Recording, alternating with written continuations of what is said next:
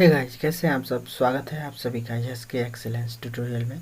आज के इस ट्यूटोरियल में हम लोग त्रिकोणमिति के कुछ अनुप्रयोग कक्षा 10 गणित डॉक्टर मनोहरी के बुक से उदाहरण नंबर 6 देखेंगे। 1 से 5 तक बता चुके हैं। छठवां उदाहरण है, क्षैतिज तल पर स्थित एक मीनार की परछाई सूर्य का उन्नयन कोण 60 डिग्री से बदल कर 30 डिग्री होने पर 40 मीटर बढ़ जाती है। मीनार की ऊंचाई ज्ञात कीजिए। ठीक है, देखिए, क्षैतिज तल पर स्थित एक मीनार की परछाई सूर्य का उन्नयन कोण 60 से बदल कर 30 हो जाता है। देखिए, मान लीजिए कि यहाँ पे सूर्य है, ठीक है, और इस समय इसकी परछाई जो है 60 डिग्री पर है। ठीक है, तो इसकी परछाई 60 डिग्री पर है और जब 30 डिग्री परछाई होता है तो इसकी छाया की लंबाई 40 मीटर बढ़ जाती है। ठीक है, ये जो है पहल का नहीं दिया हुआ है। ठीक है, तो इसको हम लोग को ज्ञात करना है। ठीक है, मान लेते हैं हम लोग कि मीनार की परछाई, मीनार की ऊंचाई h है। ठीक, पहली छाया की लंबाई x माना गया है, दूसरी छाया जो है बढ़ी हुई 40 मीटर है। ठीक है, तो एक बार हमने जो है त्रिभुज ले लेंगे। माना मीनार की ऊंचाई ए बी बराबर h मीटर तथा बी सी बराबर x मीटर मान लिया है। अब समकोण त्रिभुज ए बी सी में ले लिया है। समकोण त्रिभुज कौन सा लिया है? तो ए बी सी, ये इस त्रिभुज में लिया है। और लंब और आधार का संबंध किससे मिलेगा? तो tan थीटा से, तो इसलिए हम लोग ले लेंगे tan 60 डिग्री। तो tan 60 बराबर हो गया लंब बटे आधार। ठीक, tan 60 अंश का मान √3, तो या तो h बराबर निकाल लीजिए या तो x बराबर। तो x बराबर आ जाएगा, x को इधर कर देंगे और इसको इधर कर देंगे, तो ये हो जाएगा h बटे √3 x बराबर। ठीक है, या इसका क्रॉस गुणा कराएंगे तो x √3 होगा, फिर जो है √3 को इधर कर देंगे तब भी वही होगा h अपन √3। ठीक, तो इसको समीकरण 1 मान लेते हैं, x का मान निकला हुआ है। अब इसके बाद से पुनः समकोण त्रिभुज ए बी डी में लेंगे। समकोण त्रिभुज ए बी डी में लेंगे तो ये जो है tan 30 हो जाएगा। tan 30 बराबर क्या होगा? तो लंब बटे आधार, तो इसके हिसाब से यह लंब हुआ, ये आधार हो जाएगा। टोटल 40 प्लस x इसका आधार हो जाएगा। तो लंब बटे आधार x प्लस 40 ले लिया, tan 30 बराबर। ठीक, अब यहाँ पे tan 30 अंश का मान होता है 1 बटे √3, तो 1 बटे √3 ले लिया गया है। 1 बटे √3 का क्रॉस गुणा कराया गया है, इसका इसमें और इसका इसमें, तो ये √3h हो जाएगा। अब बराबर हो जाएगा x प्लस 40। x प्लस 40 का 1 में गुणा कराया तो यहाँ पे हो गया x प्लस 40, और इसका इसमें गुणा कराया तो √3 इंटू h हो गया। अब हम लोग क्या कर सकते हैं, इसमें यहाँ पे हम लोग x को इधर ला सकते हैं। x को इधर लाया गया है, तो अब इसको हम लोग इतना लिख सकते हैं, x √3h माइनस x, और x को इधर लाएंगे तो माइनस में हो जाएगा। अब बराबर 40। अब x का मान रख देंगे। ठीक, तो x का मान भर दिया गया है यहाँ पे। √3h तो है, x का मान समीकरण 1 से h अपन √3 बराबर 40 हो गया। अब भाई इसका इसमें गुणा करके इसको घटा देंगे, तो √3 का √3 में गुणा करेंगे तो ये 3h हो जाएगा और माइनस h हो जाएगा, अब बटे में √3 हो जाएगा बराबर 40। और फिर h बराबर निकालना है तो इसका इसमें क्रॉस गुणा करा दीजिए। ठीक, अब देखिए यहाँ पे √3 का 40 में गुणा करा देंगे तो ये हो जाएगा 3h और माइनस में h और बराबर 40 √3, 40 √3 हो जाएगा। अब 3h में से एगो h घट जाएगा तो 2h हो जाएगा, और 2h बराबर 40 √3, तो 2 से इसको काट दीजिए, 2 दूनी 40, 40 20 √3 हो गया, h बराबर 20 √3 हो जाएगा। ठीक है, तो मीनार की ऊंचाई हो जाएगा 20 √3 मीटर। ठीक है, इसके बाद से हम लोग बस 7वां एग्जाम्पल देखते हैं, क्योंकि आप लोगों के पास इतना टाइम नहीं है कि आप लोग अधिक से अधिक एग्जाम्पल देख सकें, तो 2 ही एग्जाम्पल देखिए। एक बिजली मिस्त्री को एक 5 मीटर ऊंचे खंभे पर आई खराबी की मरम्मत करनी है। मरम्मत का काम करने के लिए वह खंभे के शिखर से 1.3 मीटर नीचे एक बिंदु तक वह पहुंचना चाहता है। यहाँ तक पहुंचने के लिए प्रयुक्त सीढ़ी की लंबाई कितनी होनी चाहिए जिससे कि 36 से 60 डिग्री के कोण से झुकाने पर वह अपेक्षित बिंदु पर पहुंच जाए। सीढ़ी लेके ठीक स्थिति तक पहुंच जाए। और यह भी बताइए कि खंभे का पाद बिंदु कितनी दूर पर सीढ़ी के पाद बिंदु से होना चाहिए। √3 का मान 1.732 होगा। मान लेते हैं, देखिए बिजली मिस्त्री को खंभे एडी पर बिंदु बी तक पहुंचना है। एडी खंभा है, आप मान लीजिए कि बीडी तक पहुंचना है। ठीक है, ऊपर से कुछ छोड़ के।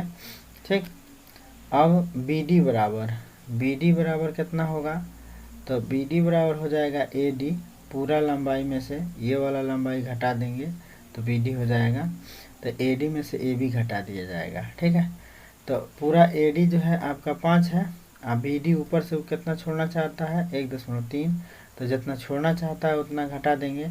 और वही बिंदु पर जो है सीढ़ी रखेगा। ठीक है, और वही बिंदु पर सीढ़ी लगाएगा 60 डिग्री पर। ठीक, अब हम लोग त्रिभुज ले लेंगे, त्रिभुज BCD में, इसीलिए ना इसको निकाला गया है। तो त्रिभुज BCD में अगर हम लोग देखें तो BCD में देखें तो चूंकि इसका और इसका संबंध हम लोग को चाहिए, इसको ज्ञात करना है ना।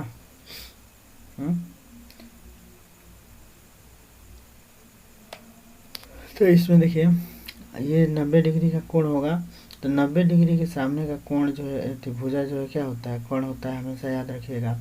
और जो जिस थीटा के अकॉर्डिंग बात किया जाता है, माने 60 डिग्री है तो 60 के हिसाब से ये लंब होगा। तो हम लोग को लंब और कोण का संबंध चाहिए, तो ये साइन थीटा से मिलेगा। भाई जो हम लोग को ज्ञात करना है उसी का ना संबंध चाहिए। तो भाई हम लोग को कोण ज्ञात करना है, सीढ़ी की लंबाई प्लस में ये पाद बिंदु से यहाँ तक की दूरी भी ज्ञात करना है। ठीक है, पाद बिंदु से दूरी भी ज्ञात करना है, DC भी ज्ञात करना है। ठीक है, तो कोई बात नहीं, इसका संबंध भी ले लेंगे और इसका भी संबंध ले लेंगे। ठीक है, तो साइन थीटा ले लिया, साइन थीटा BD बटे BC हो जाएगा, लंब बटे कोण। तो BD का मान कितना है 3.7, और BC का मान पता नहीं है। और साइन 60 अंश का मान √3/2 हो जाएगा। अब BC से √3 में गुणा करा देंगे, तो BC का √3 में गुणा कराएंगे और इसका इसमें गुणा कराएंगे, तो ये 2 गुणे 307 हो जाएगा। और फिर BC √3 का 3 को इधर पक्षांतर कर देंगे तो बटे में हो जाएगा। ठीक, और फिर ये √3 का मान दिया है 1.73 ले लेना है। अब इसको सॉल्व करेंगे। ठीक, सॉल्व करेंगे तो ये हो जाएगा 4.28। ठीक, भाई क्या करेंगे, इसका इसमें गुणा करा देंगे या फिर इससे इसमें भाग दे देंगे। ठीक है, गुणा कर दीजिए, 2 7 14 के 4 हासिल 1, 3 गुना 6 1 7 74, और दशमलव लग जाएगा एक अंक पे। अब बटे कितना हो जाएगा 173, मैंने 1.73।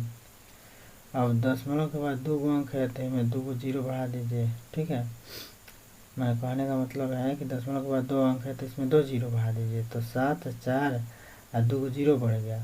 और दशमलव को अंक पे था, इसमें 1 अंक पे थे, जब 1 अंक पे दशमलव लगा दीजिए। ठीक है, अब बट्टे में 173, बट्टे में 173 दशमलव हट गया। अब 173 से 740 में भाग दे दीजिए, तो 173 में 740 से भाग दे देंगे तो 173 चौको कितना हो जाएगा। और फिर जो है आराम से भाग अब तो दे ही सकते हैं आप लोग, भाग दे दें 740 भागे 173। तो इसमें अगर हम लोग भाग देते हैं तो ये 4 बार में जाएगा, 4 थे 12 के 2 हाथ में 1 और 4 7 28 और 1 29 के 9 हासिल 2, 4 क्रम 4 2 6। ठीक, 10 में से 2 जा 8, 13 में से भाई ये इसको हासिल किया, 3 हुआ, 13 में से 9 जा 4, आई ख़त्म हो जाएगा। फिर एगो 0 बढ़ा सकते हैं दशमलव लगा के, ठीक।